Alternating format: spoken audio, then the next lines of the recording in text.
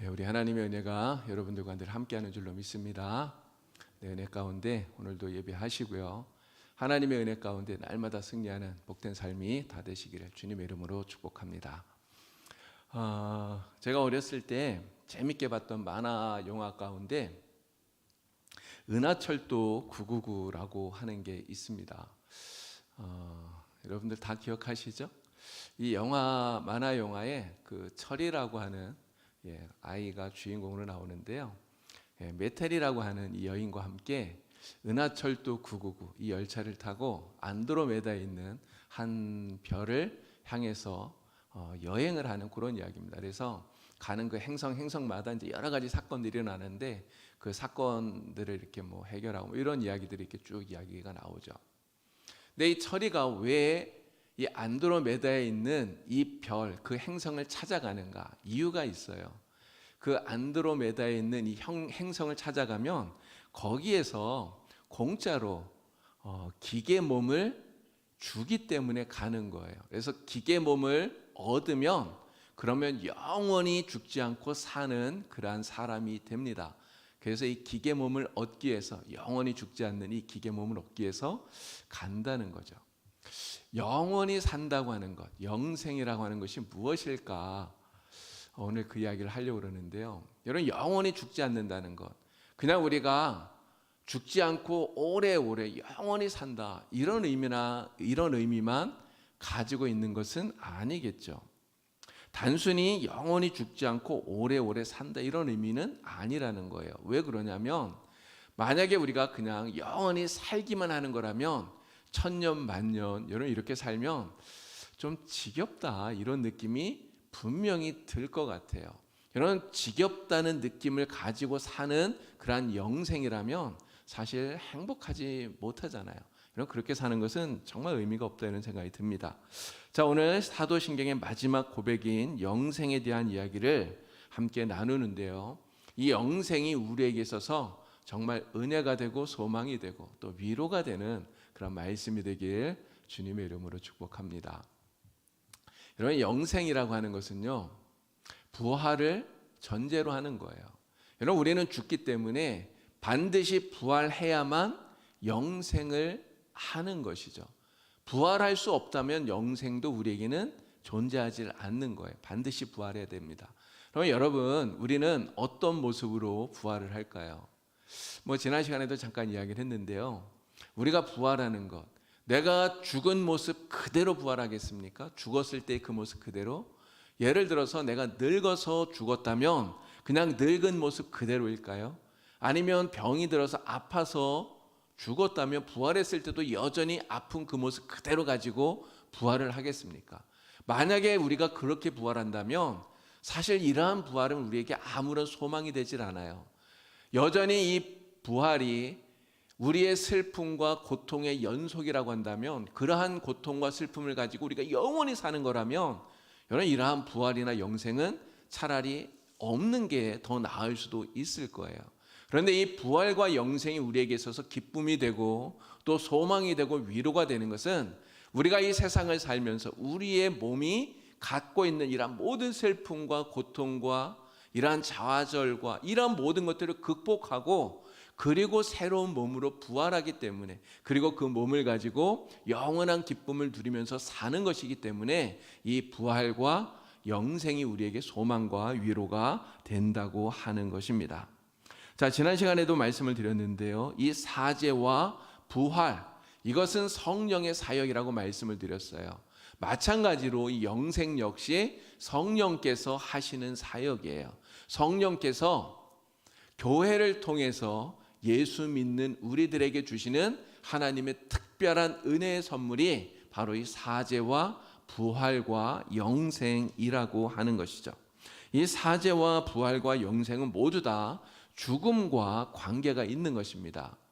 우리가 죽음이라고 하는 형벌을 받았잖아요. 근데 이러한 죽음이라고 하는 형벌을 받았지만 하나님이 용서해 주시고요, 또 이 죽음의 형벌을 받고 죽었는데 다시 살리셔서 영원히 살도록 만들어 주시는 거예요. 바로 이 죽음과 관계가 있다는 거죠. 여러분, 이 죽음이 왜 우리에게 온 것이죠? 지난 시간에도 말씀을 드렸습니다. 로마서 6장 23절에서 이야기하죠.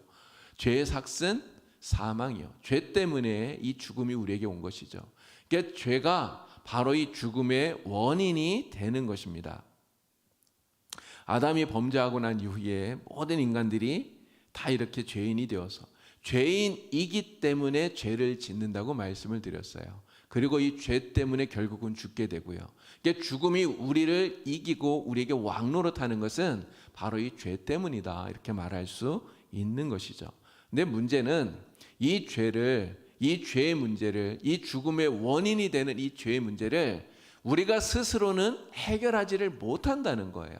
우리 스스로의 힘으로는 이 죄의 문제를 해결을 못하니까 이 죄 때문에 생겨나게 되는 결과인 이 죽음의 문제 역시 우리는 해결할 수가 없다라고 하는 것이죠.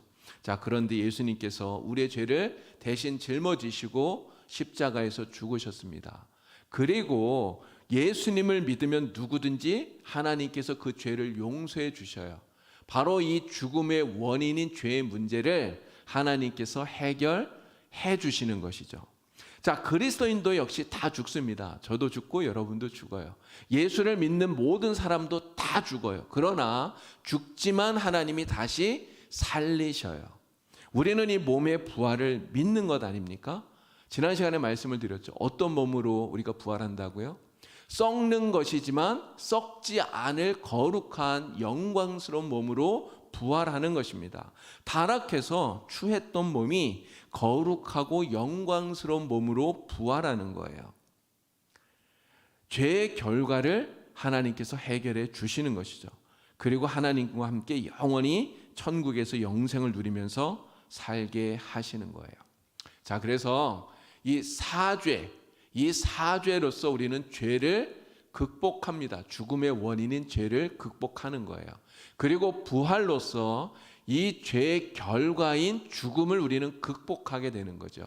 그리고 영생으로서 이 죽음의 결과로 우리에게 온 하나님과 영원히 결별할 수밖에 없는 이것을 우리는 극복하게 되는 것입니다. 그래서 이러한 극복한 이 상태가 영원히 지속되어지는 바로 이것을 영생이다, 이렇게 말할 수 있는 것이죠.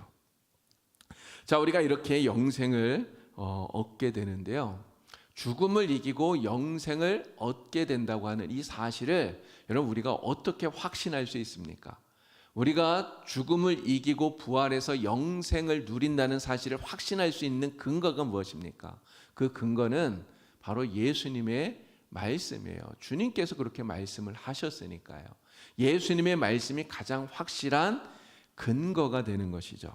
자, 마태복음 25장 45절 46절 말씀 우리 같이 한번 읽어보겠습니다. 이에 임금이 대답하여 이르시되 내가 진실로 너희에게 이르노니 이 지극히 작은 자 하나에게 하지 아니한 것이 곧 내게 하지 아니한 것이니라 하시리니 그들은 영벌에 의인들은 영생에 들어가리라 하시니라. 아멘. 제후의 심판 때 예수님께서 그때 있을 일을 이야기하시면서 이 영생에 대한 말씀을 하고 계셔요. 예수를 믿는 사람만 부활하고 영생에 들어가는 것이 아닙니다. 믿지 않는 사람도 부활하여서 영원한 삶을 살아요. 그런데 믿는 자들은 주님과 함께 영원한 즐거움을 누리지만 믿지 않는 악인들은 어떻게 된다고 말합니까? 영원한 벌을 받는다 이야기를 하고 계시죠. 자, 말씀을 한 구절 더 읽습니다. 요한복음 11장 25절 26절 말씀. 예수께서 이르시되 나는 부활이요 생명이니 나를 믿는 자는 죽어도 살겠고 무릇 살아서 나를 믿는 자는 영원히 죽지 아니하리니 이것을 내가 믿느냐. 아멘. 나사로가 죽었을 때 나사로를 살리러 가셔서 마르다에게 하셨던 말씀이에요. 여러분, 이 말씀 속에 예수님께서 뭐라고 말합니까? 영생이란 죽어도 사는 것이다. 살아서 영원히 죽지 않는 것이다. 이렇게 말씀하셔요. 그러면서 이것을 믿으라고 예수님께서 이렇게 말씀을 하고 계시는 것입니다. 그러면서 예수님 뭐라고 말합니까? 나는 부활이요 생명이다. 예수님 말씀하셨어요. 이 말씀을 하신 예수님께서 십자가에서 죽으시고요. 그리고 그 말씀 그대로 사흘 만에 다시 살아나셨죠. 바로 그 예수님의 말씀을 자신의 부활로서 증명해 보이신 거예요. 그래서 바울은 또 이렇게 이야기하지 않습니까? 예수님께서 모든 잠자는 자들의 첫 열매라고 말씀하시잖아요. 예수님을 믿는 사람들, 예수를 믿는 이 믿음 안에서 죽는 모든 사람들은 예수님이 죽음을 이기고 다시 살아나시고 부활하신 것처럼 믿는 모든 자들은 다시 살아나고 부활하고 영생을 얻는다고 하는 예수님의 말씀에 이러한 증거가 된다는 것입니다. 영생에 대한 확실성, 바로 예수님의 말씀으로 우리는 충분히 그 확실함을 우리가 얻을 수 있어요. 그런데 예수님의 제자들도 역시 이러한 영생에 대해서 증언을 합니다. 세 가지만 좀 보도록 하겠습니다. 가장 먼저는 사도 바울이 하는 이야기예요. 자, 로마서 6장 23절 이 말씀 우리가 여러 번 읽었습니다. 죄 삭은 사망이요 이렇게 얘기했는데 그 다음에 뭐라고 말합니까?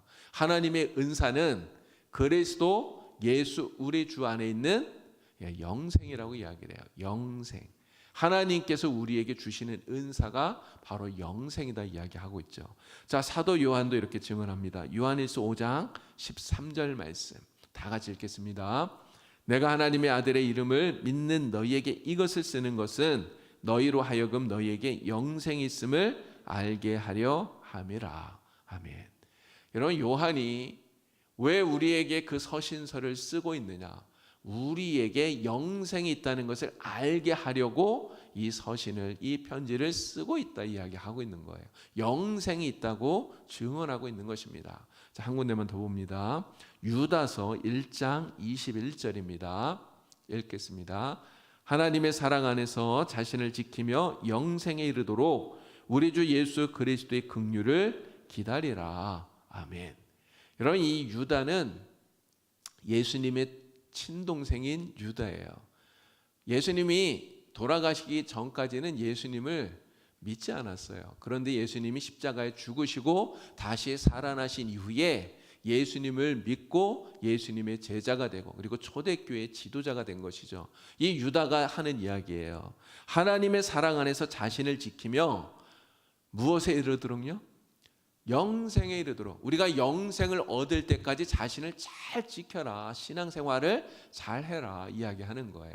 이게 제자들, 이란 사도들이 하는 그 이야기에도 분명히 영생이 있다는 것을 증언하고 있다는 것이죠. 오늘 우리는 바로 이처럼 예수님께서 또 성경 말씀을 통해서 영생이 있다는 것을 분명히 증언하고 있는 것을 확실하게 믿고 우리는 믿음이 있다는, 영생이 있다는 것을 이 믿는 믿음을 가지고 영생을 얻도록 정말 신앙생활을 잘 해야 된다고 하는 것입니다. 저와 여러분 모두 다 죽음을 이기고 다시 살아나 영원한 삶을 산다고 하는, 영생을 누린다고 하는 이 믿음을 더욱더 확실하게 확고하게 하는 여러분들이 다 되시길 주님의 이름으로 축복합니다.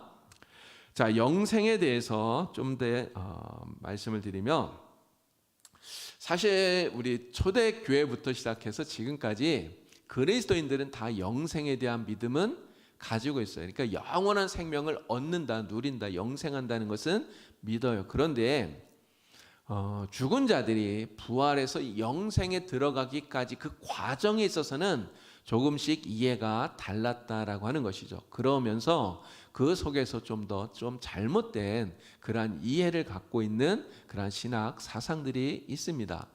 두 가지를 여러분들에게 말씀을 드리려고 그러는데요. 하나는 영혼 수면설이라고 하는 거예요. 영혼 가면설 이렇게도 이야기를 합니다. 근데 영혼 수면설, 이게 영혼이 잠잔다 이런 뜻이에요. 그래서 사람이 죽으면 어떻게 됩니까? 사람의 몸과 영혼이 분리가 돼요. 몸은 땅에 묻혀서 흙으로 돌아갑니다. 그러면 영혼은 어떻게 될까요? 영혼은 그 육체가 다시 부활해서 그 영혼과 결합해서 영생에 들어가게 될 그때까지 이 영혼은 잠자면서 기다리고 있다. 이렇게 얘기하는 것이 영혼 수면설이에요. 17세기에 제세례파라고 하는 사람들이 있었습니다. 유아 세례를 인정하지 않는 사람들이었어요. 그래서 이 제세례파는 유아 세례를 받은, 이 유아 세례를 인정하지 않기 때문에 유아 세례 받은 사람들 다시 세례를 주었어요. 그래서 제세례파라고 얘기하는데, 이 제세례파가 이 영혼 수면설을 주장을 합니다. 지금은 안식일 교회에서 이 영혼 수면설을 주장을 해요. 근데 왜 이 영혼 수면설을 이야기를 하는가? 성경에 보면 잔다, 이게 죽음을 잠자는 것이다, 이렇게 표현하는 데가 많이 나오기 때문에 그렇습니다. 자, 마태복음 9장 24절을 보면요, 소녀가 죽었을 때, 야이로의 딸이 죽었을 때 예수님께서 살리러 가셨잖아요. 가셔서 뭐라고 말합니까? 사람들이 막 울고 있으니까 이 소녀가 죽은 게 아니라 잔다, 예수님이 이렇게 말씀하셨어요. 이게 죽음을 잠이라고 이렇게 표현하고 계시죠. 나사로가 죽었을 때도 마찬가지입니다. 예수님께서 제자들에게 하신 말씀이에요. 우리의 친구 나사로가 잠들었도다. 이게 진짜 잠잔다는 얘기가 아니잖아요. 죽었는데 그 죽음을 잔다고 이렇게 표현하신 거예요. 사도행전 7장 60절, 스데반이 죽을 때도 성경은 스데반이 죽었는데 이 말을 하고 자니라, 이렇게 표현을 해요. 죽었다를 잔다 이렇게 표현하는 거죠. 고린도전서 15장에서 바울도 똑같이 얘기합니다. 우리가 다 잠잘 것이 아니요. 여기서 말하는 잠은 죽음을 이야기하는 거예요. 자, 이렇게 성경에서 죽음을 잠으로 표현하는 곳들이 있기 때문에 이것을 문자적으로 그대로 해석하면서 영혼이 잠잔다, 이렇게 잘못 이해를 했다는 거죠. 여러분, 성경을 보면 실제로 그런가? 그렇지 않다는 것입니다. 예수님께서 하신 비유 가운데 부자와 나사로 비유가 있어요. 나사로, 거지 나사로와 부자의 비유. 이 두 사람이 다 죽었지 않습니까? 근데 나사로는 죽은 다음에 어떻게 되었죠? 낙원에서, 천국에서 아브라함의 품에 안겨서 위로를 받는다고 나와요. 그죠? 부자는 어떻게 되었습니까? 죽은 다음에 지옥에 가서 정말 고통을 당하면서 큰 형벌을 받는 이런 모습이 나와요. 여러분, 그 천국에 간 나사로나 지옥에 간 부자나 그 영혼이 잠자고 있는 게 아니에요. 의식이 또렷한 상태에서 위로를 받고 고통을 당하고 그러고 있다고 하는 것이죠. 자, 말씀을 한 구절 봅니다. 고린도후서 5장 8절 말씀 다 같이 읽습니다. 우리가 담대하여 원하는 바는 차라리 몸을 떠나 주와 함께 있는 그것이라. 아멘. 이 말씀은 바울이 하는 이야기예요. 정말 내가 간절히 원하는 것은 몸을 떠나 주와 함께 있는 그것이다. 정말 이 세상 사는 게 너무 힘들고 괴롭고 고통스러우면 여러분, 우리도 이런 생각이 많이 들잖아요. 빨리 이 세상 떠나서 주님과 함께 있고 싶다, 천국 가고 싶다, 이런 생각 들 때 많이 있지 않습니까? 근데 바울도 이런 이야기를 했단 말이에요. 자, 그런데 몸을 떠난다는 거, 이게 죽음이잖아요. 근데 죽은 다음에 몸을 떠나서 영혼이 잠자고 있는 것을 원하는 게 아니에요. 주와 함께 있는 것, 주님과 함께 있는 것, 바로 우리의 영혼이 하나님과 함께하는 그것을 이야기하는 거예요. 영혼 수면설이라고 하는 것은요, 바로 예수를 믿는 하나님의 백성들이 죽음 이후에 주님과 함께 누리는 그러한 행복을 빼앗아가는 그러한 교리다, 이렇게 말할 수 있는 것입니다. 자, 또 하나 중간 상태라고 하는 게 있어요. 영혼 수면설하고 사실 조금 또 비슷하긴 합니다. 중간 상태. 이게 죽은 자의 영혼이 그 부활한 몸과 결합해서 영생에 들어가는 그때까지 이 영혼이 머무르고 있는 어떠한 상태 또는 그 장소, 이것을 중간 상태라고 이렇게 이야기를 해요. 자, 예수님께서 누가복음 23장 43절에 보면 십자가에 달리셨을 때 오른편에 있던 강도에게 이런 이야기 하시잖아요. 내가 오늘 밤 나와 함께 낙원에 있으리라 말씀하셨는데, 예수님이 말씀하는 이 낙원이 바로 그 영혼이 영생에 들어가기 전, 천국에 들어가기 전에 잠시 머무르고 있는 중간 상태의 장소다 이렇게 이야기를 하고 있는 거예요. 그런데 카톨릭에서는 이 중간 상태라고 하는 요것을 가지고 연옥 또 림보 이러한 교리로 이 교리를 발전시키고 있습니다. 여러분, 연옥은 무엇입니까? 연옥. 카톨릭에서 말하는 연옥은요, 천국에 갈 만큼 선하지 못해요. 그런데 지옥에 보낼 만큼 악하지도 않은 사람들이 있습니다. 아마 세상에는 이런 사람들이 제일 많을 것 같아요.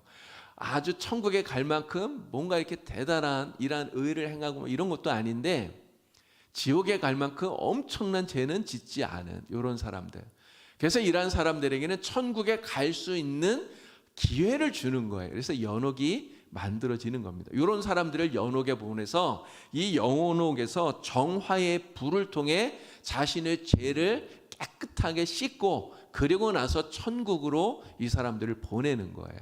그러니까 천국에 가기 전까지 그 영혼이 가서 기다리는 장소가 바로 이 연옥이라고 하는 거예요. 림보.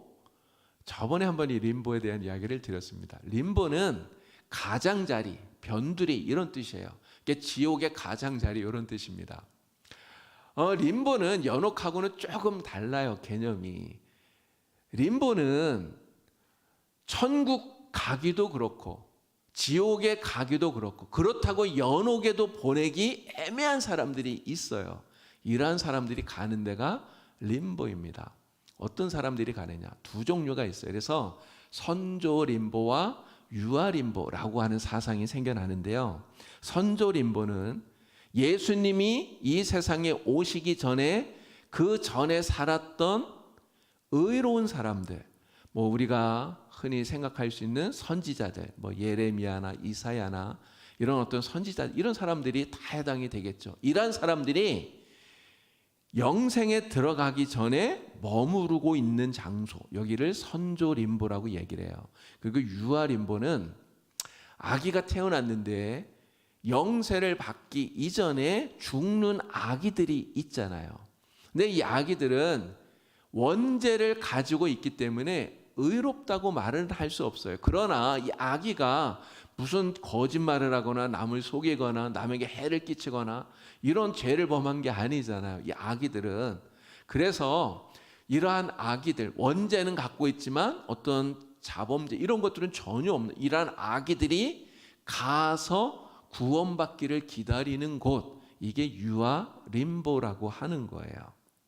자, 그런데 종교개혁자인 루터나 칼빈 같은 이러한 종교개혁자들은 바로 이 카톨릭이 이야기하는 연옥 또는 림보 이러한 교리가 정말 잘못된 것이다. 이게 강하게 비판을 합니다. 아까 예수님 우편에 있던 강도 이야기를 했어요. 여러분이 강도가 그 십자가에서 죽는 순간 그의 영혼이 어떻게 되었을까요? 연옥으로 갔을까요? 그렇지 않다는 거예요. 그 영혼은 하늘로 올라가 하나님의 영광 가운데서 주님과 함께 그 영광스러운 상태에 들어갔다는 것을 우리는 믿어야 된다는 것입니다. 자, 영생이라는 것이 무엇인가? 이 영생의 의미에 대해서 잠깐 이야기를 나누도록 하겠습니다. 영생, 영원한 생명 이렇게 얘기하는데요. 예수님께서 하신 말씀 속에서 영생의 의미를 찾아보려고 하는 거예요. 자, 요한복음 17장, 오늘 아까 우리가 읽었던 본문 말씀입니다. 특별히 3절에서 예수님이 영생이 무엇인가를 이렇게 말씀하셨어요. 자, 17장 3절 말씀 다 같이 읽겠습니다. 영생은 곧 유일하신 참 하나님과 그가 보내신 자 예수 그리스도를 아는 것이니이다. 아멘. 여러분, 영생 이러면 우리는 그냥 영원히 사는 것 이렇게 생각을 하는데 예수님은 이 영생에 대해서 좀 다른 이야기를 하고 계시는 것 같아요. 유일하신 참 하나님 그리고 하나님께서 보내신 예수 그리스도를 아는 게 영생이다 이렇게 얘기합니다. 아는 것이 영생이다. 아는 것. 여러분, 안다고 하는 게 뭘까요? 안다고 하는 것. 그냥 우리가 단순히 머리로 지식적으로 아는 것, 근데 여기서 말하는 아는 것은 이런 지식적인 알을 얘기하는 게 아니에요. 여러분, 저는 윤석열 대통령을 잘 압니다. 매일 TV에 나오고 뉴스에 나오기 때문에 여러분 잘 알 수밖에 없어요. 근데 여기서 말하는 안다는 것은 이러한 지식적인 암, 그냥 우리가 머리로 알고 있는 지식, 이런 알이 아니라는 거예요. 여기서 말하는 안다는 것은요, 히브리어로는 야다라고 말합니다. 야다.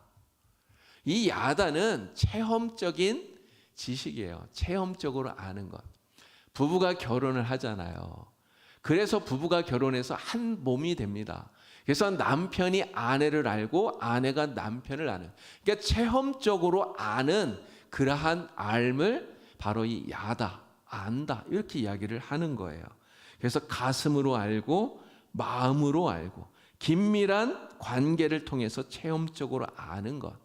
그래서 예수님께서 안다라고 말할 때 이 아는 것은 진심으로 서로 사랑한다, 이것과 동의어라고 이렇게 말할 수 있다 하는 거예요.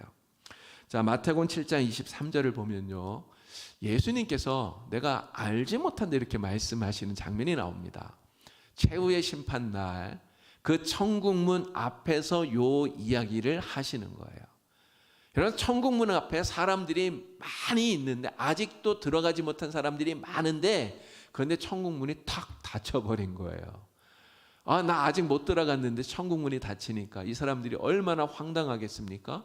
그러니까 막 문을 두드리면서 예수님께 얘기해요. 주님, 우리가 주님의 이름으로 많은 권능도 행하고 귀신도 쫓아내고 우리가 얼마나 많은 일을 했는데 주님, 우리 아시지 않습니까? 막 물어, 이렇게 이래요. 그때 예수님께서 이 말씀을 하시는 거예요. 나는 너희를 도무지 알지 못한다. 나는 너희가 누군지 도무지 알지 못한다. 예수님 이렇게 말씀하시는 겁니다. 여러분, 예수님이 진짜 이 사람들 누군지 몰라서 이 말씀 하셨을까요?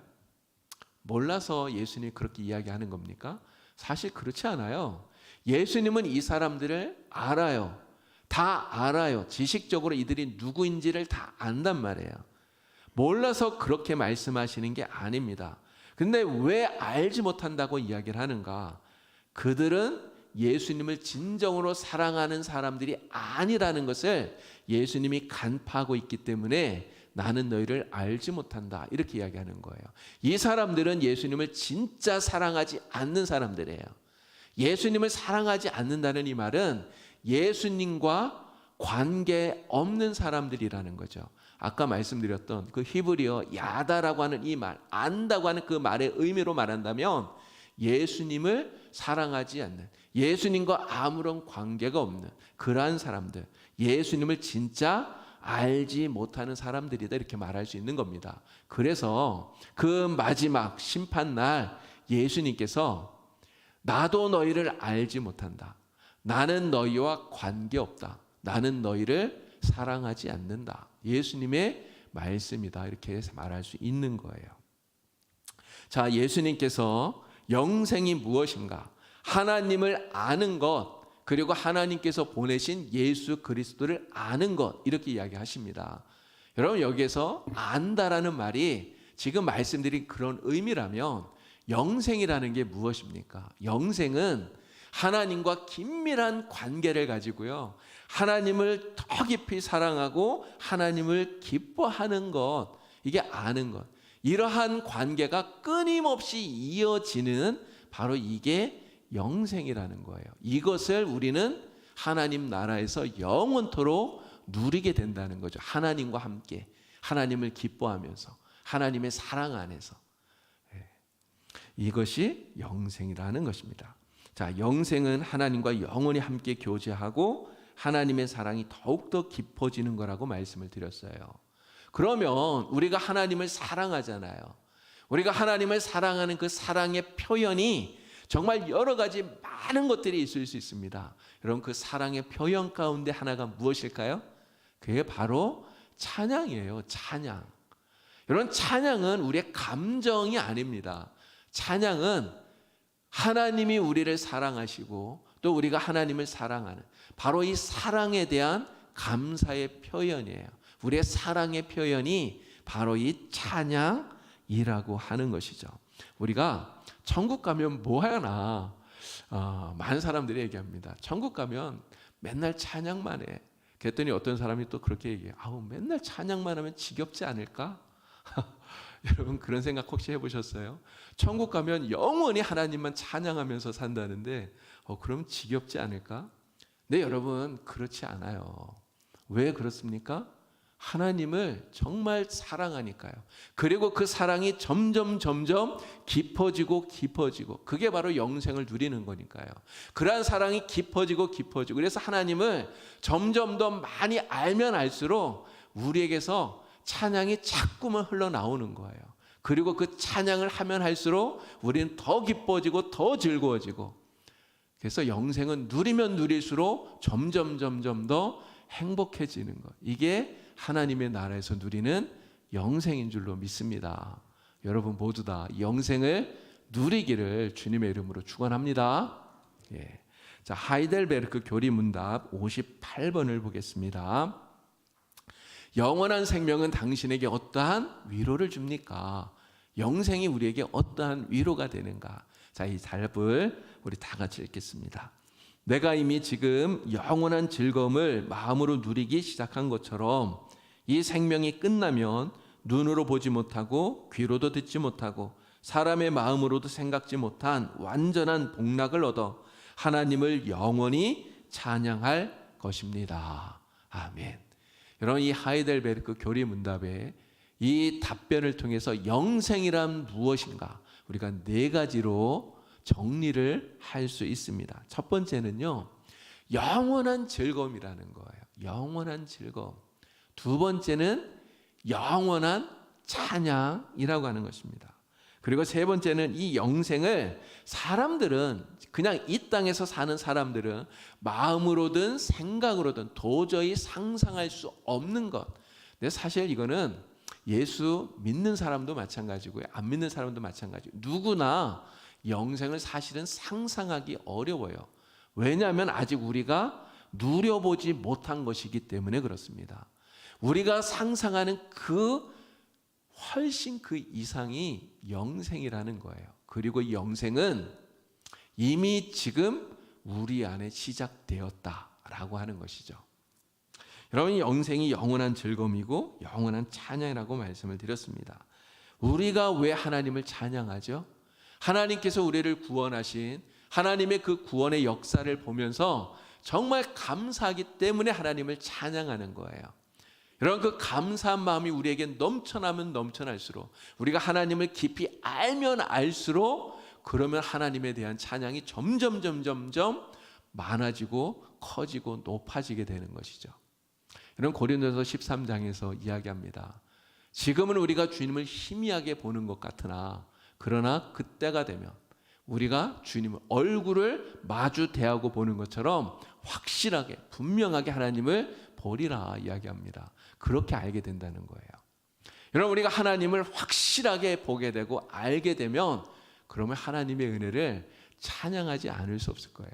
근데 그렇게 하나님을 찬양함이 우리의 삶에 큰 기쁨이 되고 즐거움이 되는 거예요. 이 즐거움이 영원히 끝나지 않고요, 정말 찬양할수록 점점 그 기쁨과 즐거움이 커지는 그러한 은혜가 바로 이 영생이라고 하는 것이죠. 여러분, 지금 우리는 하나님을 찬양합니다. 여러분, 우리가 이 땅에서 하나님을 알고 하나님을 찬양하고 하나님을 찬양할 때 우리의 마음이 기쁘다. 여러분, 이것은요 바로 영생이 지금 내 안에 있고 내가 이 영생을 누리고 있다고 하는 확실한 증거인 거예요. 여러분들이 하나님을 알고 하나님을 찬양하고 그 찬양이 우리의 마음에 기쁘다, 내가 영생을 가지고 있는 증거라는 거죠. 여러분, 하나님을 찬양하실 때 기쁘십니까? 기쁘십니까? 정말 기쁨으로 하나님 찬양하시죠? 여러분들 안에 다 영생이 있는 줄로 믿습니다. 어떤 사람들은 죽어야만 영생을 누리는 거라고 생각을 해요. 근데 주님도 그렇게 말씀하시지 않습니다. 자, 요한복음 5장 24절 말씀 우리 다 같이 읽겠습니다. 내가 진실로 너희에게 이르노니 내 말을 듣고 또 나 보내신 이를 믿는 자는 영생을 얻었고 심판에 이르지 아니하나니 사망에서 생명으로 옮겼느니라. 아멘. 자, 예수님 말씀에 영생을 얻을 것이라고 하십니까? 아니면 얻었다고 하십니까? 이미 얻었다고 말씀하셔요. 여러분, 얻었다는 말은 영생이 내 안에 이미 있다는 이야기예요. 우리는 예수를 믿는 그 순간 영생을 가진 자예요. 이미 영생이 내 안에 있는 거예요. 죽은 다음에 영생이 시작되는 게 아니라 비록 우리는 죽어요. 죽지만 그 죽음을 넘어서서 계속해서 우리의 생명이 이어지는 영생을 지금 우리는 이 삶 속에서, 오늘의 삶 속에서부터 누리고 있다라고 하는 것을 우리는 확실히 믿어야 된다고 하는 거죠. 여러분, 이 부활과 영생에 대한 이 소망은요, 정말 광야와 같은 인생을 살고 있는 오늘 우리들에게 큰 소망이 되고 큰 위로가 되는 것입니다. 여러분, 지금은 의술이 발달하고요, 과학이 발달했어요. 그래서 많은 사람들이 100세 시대라고 얘기합니다. 근데 정말 그렇잖아요. 옛날에는요, 진짜 60세만 되면 진짜 할아버지, 할머니였어요. 정말 그렇지 않습니까? 여기 우리 60세 넘으신 분들 많이 계신데 진짜 옛날 그랬잖아요. 근데 지금은 60세에 환갑잔치 하면 욕먹어요. 그렇죠? 왜 그렇습니까? 아직 60세면 아직 팔팔하기 때문에 그래요. 여러분, 지금은 진짜 80 넘어도 정정하신 분들이 얼마나 많은지 모릅니다. 80이 아니라 90, 100세. 여러분, 우리가 건강하게 살 수 있는 그런 시대를 우리는 살고 있어요. 그런데 아무리 100세 시대가 되어도 결국은 어떻게 됩니까? 결국은 죽어요. 결국은 죽어요. 여러분, 100세 시대가 아니라 200세 시대가 와도 마찬가지 아니겠습니까? 결국은 죽어요. 근데 결국은 죽는다라고 하는 이것만 생각하면요, 여러분, 전도자가 했던 고백이 생각이 납니다. 헛되고 헛되니 헛되고 헛되도다. 이게 죽음을 생각하면 할 수밖에 없는 우리의 고백 아니겠습니까? 솔로몬이 그 모든 부귀와 영화와 정말 장수와 모든 걸 다 누리고도 마지막에 하는 고백이 그거잖아요. 이게 죽음만 생각하면 인생은 헛된 거예요. 그런데 우리가 이러한 헛됨을 극복할 수 있는 이유가 무엇입니까? 부활과 영생이 있기 때문에 그런 거예요. 여러분, 우리는 나 스스로는 부활해서 영생을 누릴 수 없어요. 나는 도저히 할 수 없지만 우리가 하나님을 믿고 예수님을 믿으면 하나님께서 우리에게 이 부활과 영생을 주시는 거예요. 우리는 바로 죽어도 다시 살고 살아서 영원히 죽지 않는 이러한 소망을 예수 그리스도 안에서 가지고 있는 것입니다. 나중에 얻는 게 아니라 이미 지금 가지고 있는 거예요. 이 영생의 소망이 있기 때문에 지금 우리가 사는 인생이 아무리 힘들어도요, 아무리 고난이 있고 아무리 괴로워도 우리는 이 부활과 영생을 소망하면서 지금의 환난과 어려움들을 이기고 극복할 수 있는 줄로 믿습니다. 여러분, 모두 다 이 사도신경에서 우리가 마지막 고백하는 이 영생을 믿습니다라고 하는 이 고백을 정말 확실하게 가지셔서 날마다 이 부활과 영생의 소망을 가지고 날마다 승리하는 삶을 사시길 우리 주님의 이름으로 간절히 축원합니다. 네, 기도드리겠습니다. 하나님 아버지, 우리가 그동안 사도신경을 통해서 우리가 믿는 것이 무엇인가를 함께 공부하였습니다.